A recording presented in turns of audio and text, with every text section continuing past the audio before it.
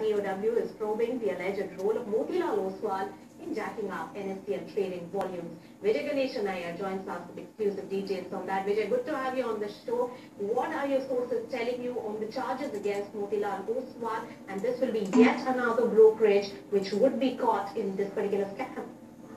Absolutely, Nisha. As you rightly said, the investigations have been going on for a while, as we all know, but now sources have indeed confirmed that the economic offensive of Mumbai police has the investigations have led to a point where clearly they are convinced that Motilal Oswal was, in more than one way, was funding its clients who were investing in NSCL. So clearly they are come to the conclusion that close to 50% of the money pumped into NSCL was being funded by Motilal Oswal to their clients to ensure that the investors stay lured to NSCL. The other conclusion also what investigating agencies are also confirmed that in more than one way, FT also played a role to push the brokers to ensure that they lured the investors and traded in NSCL, thereby jacking up the volumes of NSCL and getting the benefit for FT, the parent company. So clearly after the arrest of 3 leading brokers, including Amit Rathi and senior officials from IIFL and